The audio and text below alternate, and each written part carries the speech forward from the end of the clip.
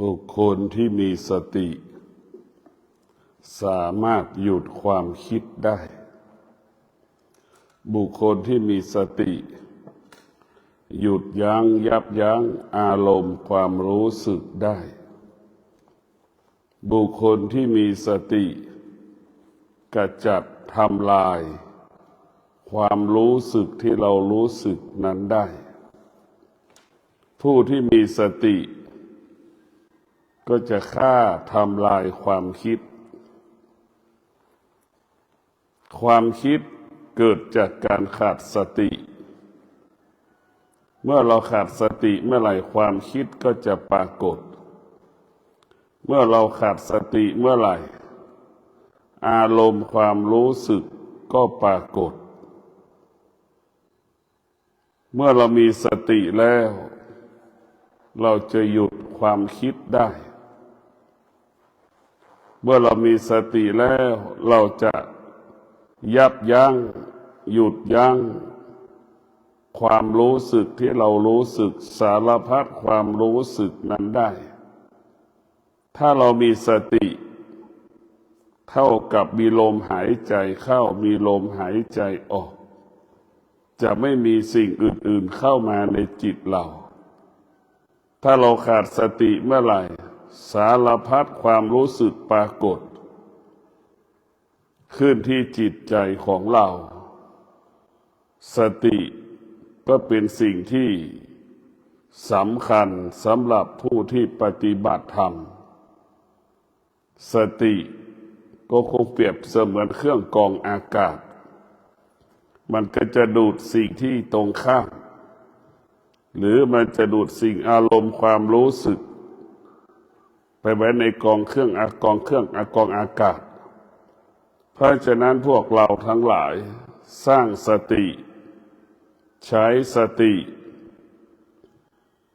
ที่จะแก้ไขอารมณ์ความรู้สึกความนึกคิดความคิดเป็นเหตุให้เกิดความทุกข์อารมณ์กระทำให้จิตเราวุ่นวายทำให้จิตเราไม่สงบ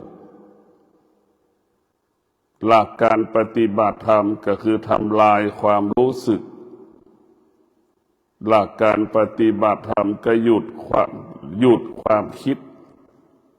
มิให้มันคิดทุกวันนี้เราทุกข์เพราะเราคิดความคิดเกิดจากตาที่เห็นรูปความคิดเกิดจากเสียงที่เกิดกระทบกับหูความคิดเกิดจากกลิ่นที่กระทบจากจมูกความคิดก็เกิดจากลิ้นที่สัมผัสกับวัตถุสิ่งของต่างๆมันจึงเกิดความคิดก็กลายเป็นเรื่องของกิเลสเป็นเรื่องของความโลภความโกรธความหลงเป็นเรื่องนอกกายถ้าเรามีสติจะเป็นเรื่องของกายกับจิตถ้าเป็นความคิดเป็นเรื่องนอกกายทั้งหมดทั้งสิ้นถ้าเรามีสติเราก็จะเห็นกายเห็นใจเป็นสิ่งสำคัญตรงกันข้ามเราขาดสติก็จะเห็นสิ่งอื่นๆที่เรื่องนอกกายนอกใจเป็นเรื่องใหญ่เรื่องนอกกายเป็นเรื่องใหญ่ส่วนมากสติของเราจะอยู่กับกายกับใจถ้าเป็นความคิดก็จะออกนอกกายท่องโลกจักรวาลเหมือนนกที่บินไม่มีที่สิ้นสุดมันจะเป็นดังนกที่บินไม่มีที่สิ้นสุดคือความคิดจนตายทุกข์จนตายสุขทุกข์เกิดจากความคิดทั้งสิ้นถ้าเรามีความคิดความสุขความทุกข์ความพอใจความไม่พอใจก็เกิดขึ้นตลอดเวลาถ้าเรามีสติเราก็จะหยุดความรู้สึกถ้าเรามีสติความคิดความพอใจความไม่พอใจไม่เกิดเมื่อเรามีสติเราจะอยู่กับความเป็นจริง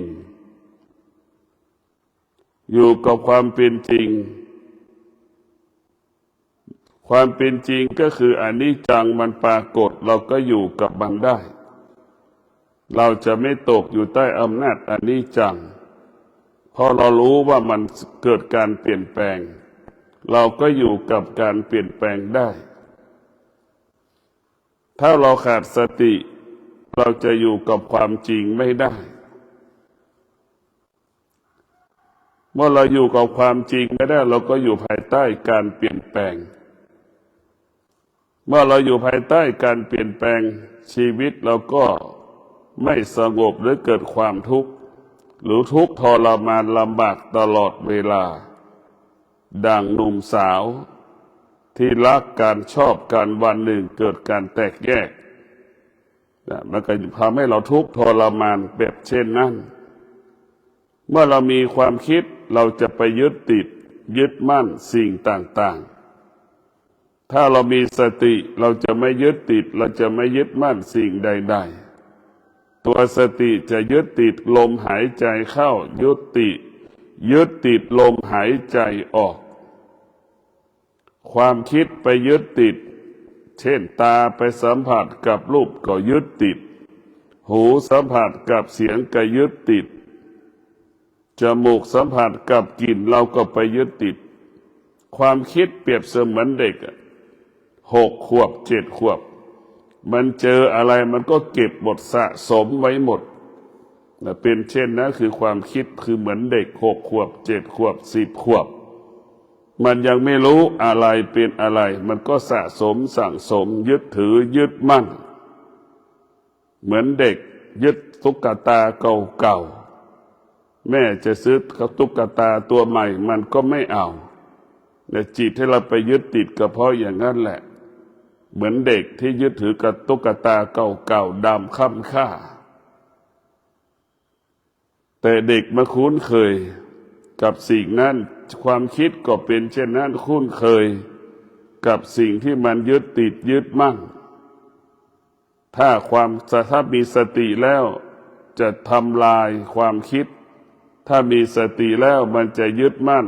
ธรรมะเป็นหลักเช่นยึดถือความอดทนเป็นหลักยึดถือวิริยะภาคเพียรเป็นหลักเราจะชนะเราจะสำเร็จความคิดได้ก็เพราะความเพียรเพราะความอดทนมันจะคิดแบบนี้ตัวสติจะยึดธรรมะเอามาเป็นเครื่องมือในการแก้ไขปัญหาต่างๆเรามีสติเราก็จะพึ่งพาธรรมะทุกขณะลมหายใจ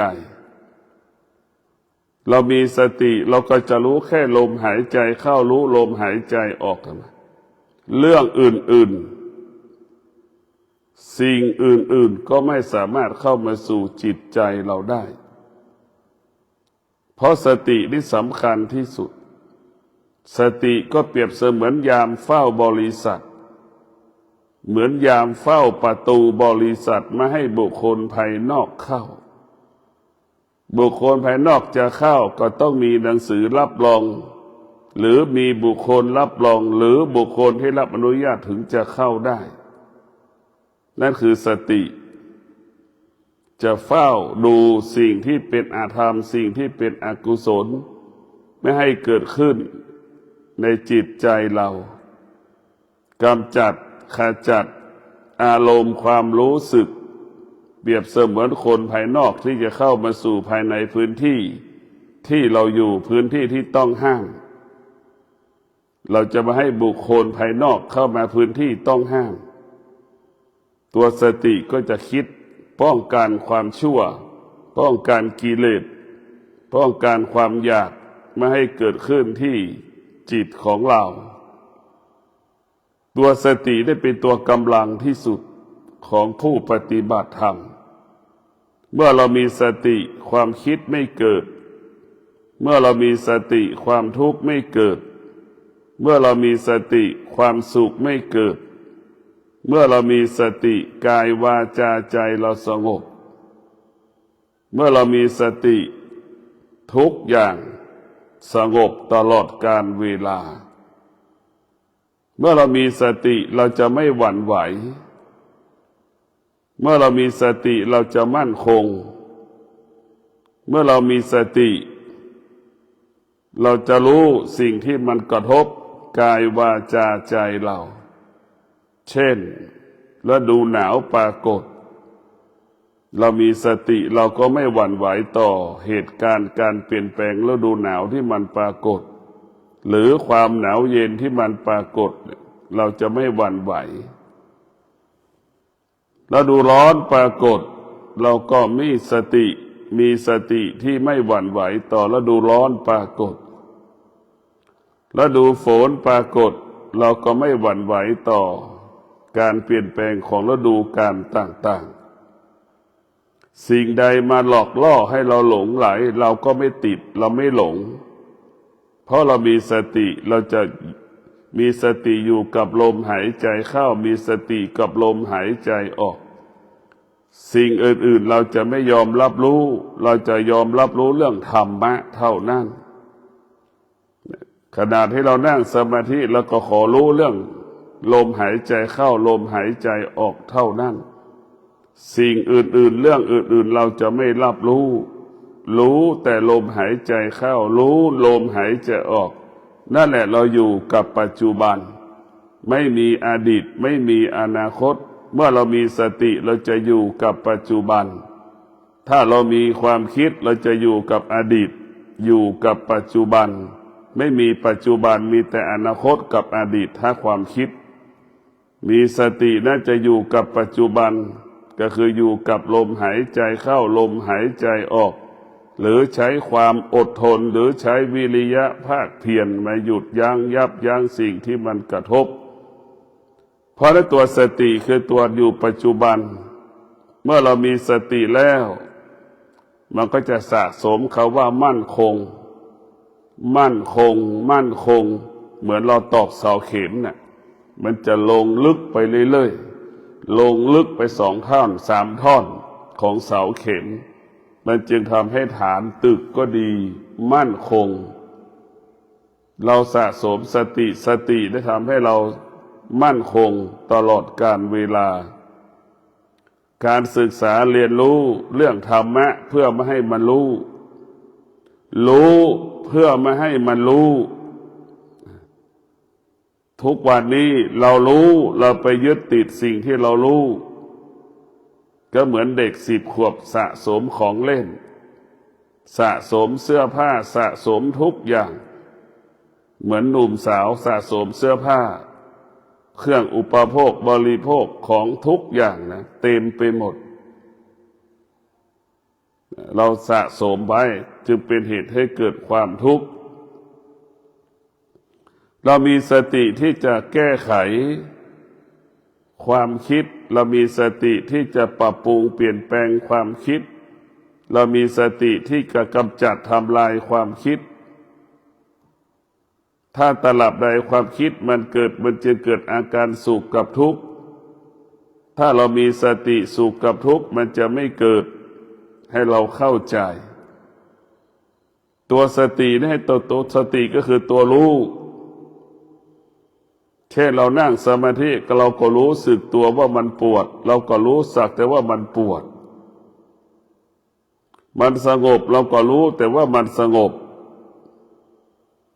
เวลาเราออกจากสมาธิก็ให้เรารู้ว่าเราเดินเราย่างให้เรารู้ในอริยบททั้ง4มันก็มีหน้าที่ของจิตมันก็แค่รู้เรื่องกายเมื่อรู้เรื่องกายสิ่งอื่นๆเข้ามาไม่ได้ถ้าจิตออกนอกกายเมื่อไหร่มันจะเป็นความทุกข์ก็จะเกิดขึ้นความรู้สึกสารพัดความรู้สึกก็จะเกิดขึ้นกับจิตใจเราทันทีเพราะฉะนั้นพ่อแม่ครูบาอาจารย์สอนธรรมะเพื่อไม่ให้เรารู้สอนให้เรารู้แต่เพื่อไม่ให้เรารู้ไม่ให้เราไปยึดติดในสิ่งที่รู้ดังพ่อแม่ครูบาอาจารย์ว่าจิตรู้สิ่งใดให้ละสิ่งนั้นจิตรู้สิ่งใดให้อยู่เหนือสิ่งนั้นจิตรู้สิ่งใดจิตจะไม่ยึดติดในสิ่งนั้นเราจะไม่ยึดติดในสิ่งนั้นเราจะปล่อยให้มันไปเหมือนเราเห็นนั่งดูเวลาน้ ท่วมท่อนไม้มันไหลเราก็รู้ว่าท่อนไม้มันไหลเราจะไม่ต้องไปยึดติดไม่ต้องมีเหตุผลไม่ต้องไปสงสัยหรือคนในครอบครัวของเราแก่เราเจ็บเราตายเราก็รู้ว่าเกิดแก่เจ็บตายมันปรากฏขึ้นกับครอบครัวของเราให้เรารู้เฉยๆเราไม่ต้องเราไม่ต้องมีเหตุผลกับคำว่าเกิดแก่เจ็บตายที่มันเกิดขึ้นกับครอบครัวของเราเราไม่ต้องไปอยู่ใต้อำนาจเหตุผลของเกิดคำว่าเกิดแก่เจ็บตายสิ่งเหล่านี้มันเป็นธรรมชาติให้เรามีสติรู้ว่าเป็นธรรมชาติทุกคนเกิดมาเพื่อแก่เพื่อเจ็บเพื่อตายไม่มีใครเกิดมาเพื่อมีอายุหมื่นปีไม่แก่ไม่เจ็บไม่ตายไม่ได้พระพุทธเจ้าจึงบอกว่าทุกสิ่งทุกอย่างเป็นสิ่งที่ควบคุมไม่ได้เช่นเกิดแก่เจ็บตายเป็นสิ่งที่ควบคุมไม่ได้มนุษย์ทั้งหลายก็ไปยึดติดยึดมั่นสิ่งที่ควบคุมไม่ได้เมื่อเรายึดติดยึดมั่นสิ่งที่ควบคุมไม่ได้มันก็เป็นทุกข์เราห้ามแก่ก็ห้ามไม่ได้ห้ามเจ็บก็ห้ามไม่ได้และสิ่งที่ควบคุมไม่ได้เขาเรียกว่าอนัตตาสิ่งที่ควบคุมไม่ได้เรียกว่าอนัตตาโลกใบนี้มันเป็นอนัตตาโลกใบนี้เป็นสิ่งที่ไม่ทนเป็นสิ่งที่ทนได้ยากสุขเกิดก็ไม่ทนทุกข์เกิดก็ไม่ทนเห็นไหมแต่เราก็ไปยึดติดในคำว่าความสุขเราไปยึดติดในคำว่าความทุกข์ทั้งความสุขความทุกข์มันเป็นสิ่งที่ไม่ทนมันเป็นดั่งก้อนน้ำแข็งที่สุดมันก็ละลายก้อนน้ำตาลที่สุดมันก็ละลายที่สุดก้อนเกลือมันก็ละลายให้เราเข้าใจว่าทุกอย่างมันเกิดการเปลี่ยนแปลงเมื่อเรารู้ว่ามันการเปลี่ยนแปลงมันปรากฏเราก็ไม่ต้องไปตอบสนองมันให้เรารู้เฉยๆว่าการเปลี่ยนแปลงมันเกิดและให้เรารู้และเราไม่ตอบสนองสิ่งที่เรารู้ทุกข์ก็ไม่เกิดสุขก็ไม่เกิดสุขไม่มีทุกข์ไม่มีสุขไม่มีทุกข์มันมีแต่คำว่าว่างตลอดกาลเวลา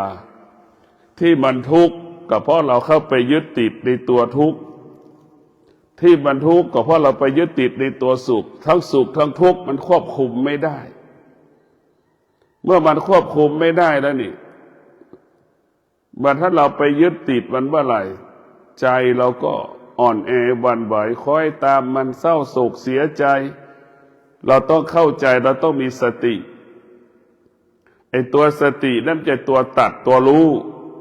ตัดไปเลยสิ่งที่เรารู้มันจะตัดไปตัดไปตัดไปมันจะตัดทุกสิ่งทุกอย่าง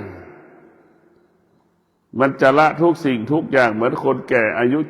70-80เริ่มละเริ่มวางที่มันละมันวางเพราะมันแก่มันไม่สามารถยึดมั่นถือมั่นได้เห็นไหมเราดูคนหนุ่มสะสมสั่งสมวัตถุสิ่งของคารุภัณฑ์ต่างๆนั่นก็คือคนหนุ่มมันจะแตกต่างกันแก่นั้นมันก็อีกอย่างหนึ่งหนุ่มก็อีกอย่างหนึ่งแต่เหตุการณ์แต่มันก็เหมือนกันอย่างหนึ่งก็คือการอ่อนแอความอ่อนแอนี่จึงทำให้เราเป็นเหตุที่สะสมสั่งสมทั้งสิ้นคนแก่สะสมวัตถุสิ่งของไม่ได้คนแก่ก็สะสมความคิดความรู้สึก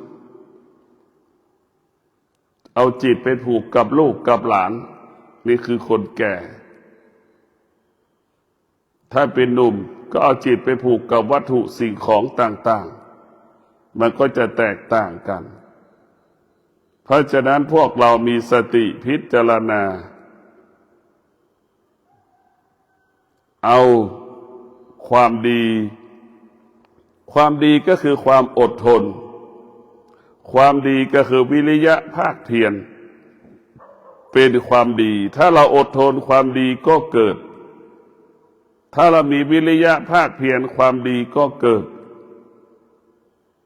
อันนี้แหละคือความดีคือธรรมะคือเป็นความดีแต่เราไม่ได้มองว่าธรรมะเป็นความดีเราเอาความดีเป็นผูกกับการให้ทาน เราทำบุญแล้วจึงไม่เกิดประโยชน์สำหรับผู้ทำบุญเราเป็นเน้นการให้ทานแต่การให้ทานนั้นมันไม่มีค่าสำหรับผู้ที่ปฏิบัติธรรม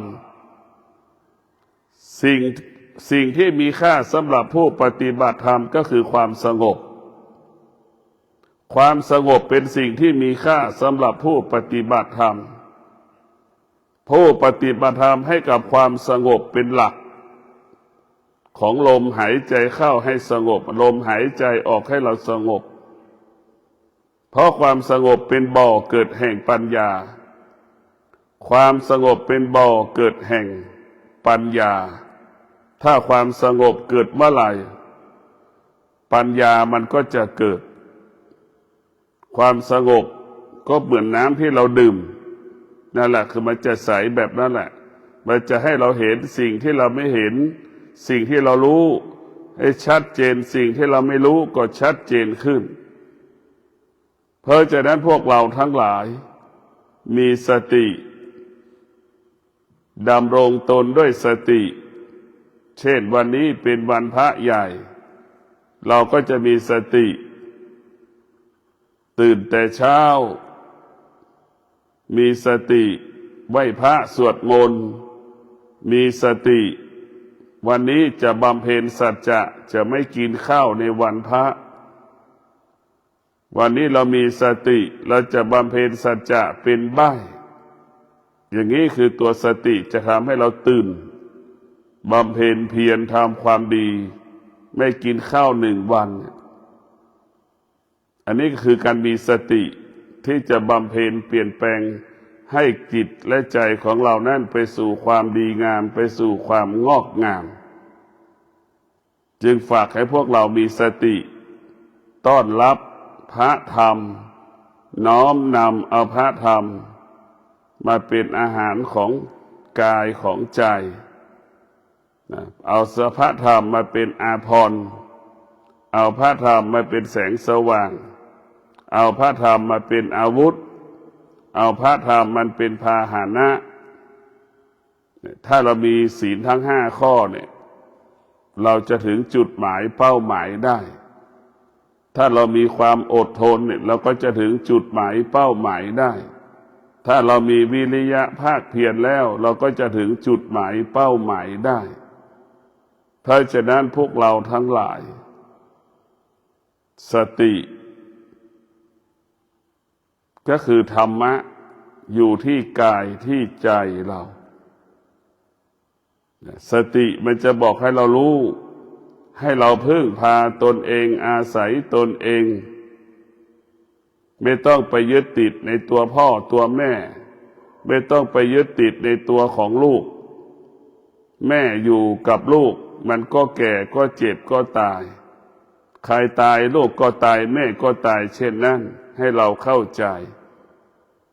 แม่จะอยู่ไม่อยู่แม่ก็แก่แม่ก็เจ็บก็ตายลูกก็แก่ก็เจ็บก็ตายให้เราคิดเช่นนี้ถ้าเราไปยึดติดในตัวตนซึ่งกันและกันทำให้เราวิตกกังวลเศร้าโศกเสียใจทำให้ใจไม่สบายใจเพราะไปยึดติดในคำว่าเกิดแก่เจ็บตายเราไม่ต้องไปยึดติดคำว่าตนแลเป็นที่พึ่งแห่งตน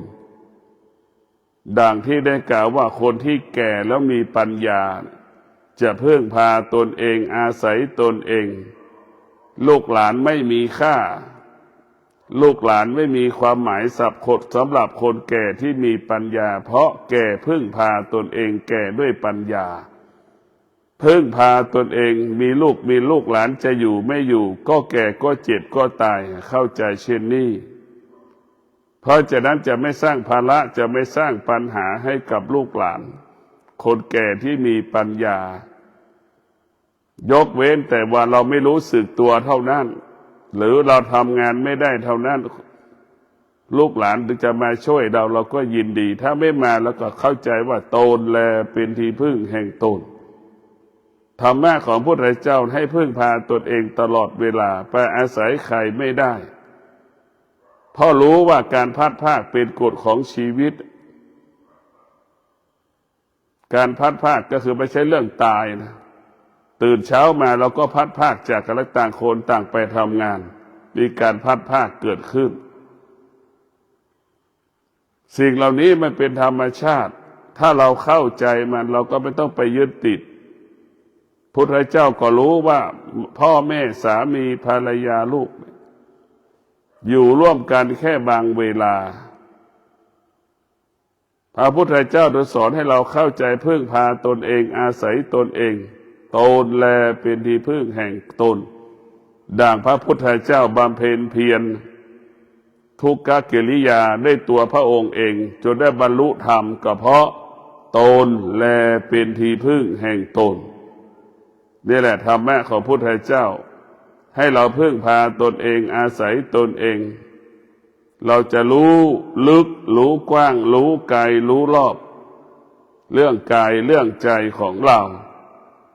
จึงขอให้พวกเรามีสติวันนี้เป็นวันพระดำรงตนไหว้พระสวดมนต์นั่งสมาธิดำรงตนด้วยสติจะไม่โมโหจะไม่หงุดหงิดไม่สำแดงอาการกับบุคคลใดๆในวันนี้เป็นวันพระเรามีสติเราจะไม่ติดในสุขในทุกข์ที่มันเกิดวันนี้เราจะอยู่เหนือความสุขจะอยู่เหนือความทุกข์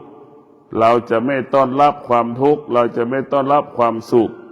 เราจะอยู่เหนือมันก็ขอให้ท่านทั้งหลายมีสติในการดำเนินชีวิตมีสติในการปฏิบัติธรรมประพฤติธรรมมันการปฏิบัติธรรมการประพฤติธรรมมันไม่ได้มากก็ได้น้อยมันค่อยๆสะสมการนั่งสมาธิก็เช่นเดียวกันสงบบ้างไม่สงบบ้างก็ช่างมันแต่ขอให้เรามีความอดทนอดกลั้นดั่งต้นไม้บนภูเขานะต้นไม้บนภูเขาฝนจะตกก็ไม่มีค่าฤดูหนาวก็ไม่มีค่าฤดูร้อนก็ไม่มีค่าให้เป็นเช่นนั้นมันจะได้โดยธรรมชาตินะมันจะได้โดยอัตโนมัติขอให้เรามีสติปฏิบัติธรรมประพฤติธรรมธรรมย่อมเกิดขึ้นในกายในใจของเราขอเจริญพร